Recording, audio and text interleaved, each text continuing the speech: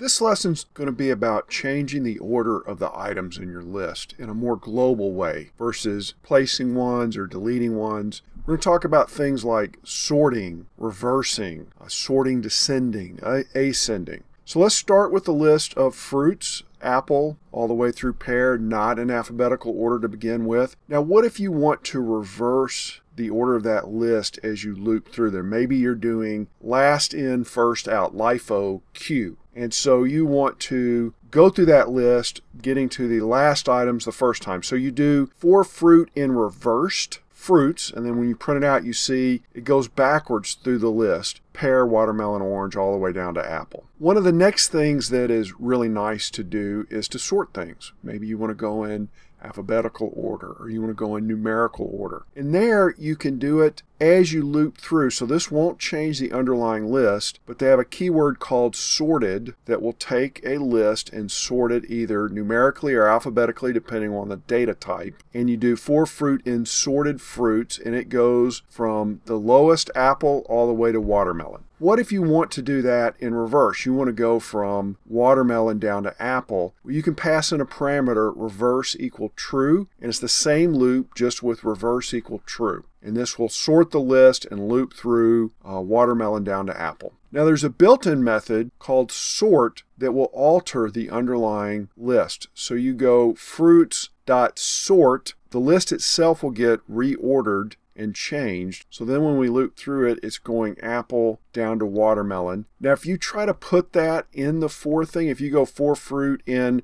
fruits.sort, it won't work because the sort returns a null, so there's nothing to iterate over. So you have to sort it first, then put it in a for loop. Finally, what if you want to do that in the opposite order? You want to sort it permanently? Well, you have that reverse equal true parameter that you can pass into fruits.sort, and now that list goes from watermelon down to apple. Subscribe if you want to keep getting videos like this. I'm going to go through everything from beginner to advanced, and I want to teach you everything you want to know about Python. Smash that like button so I can help more people. I'll see you in the next one.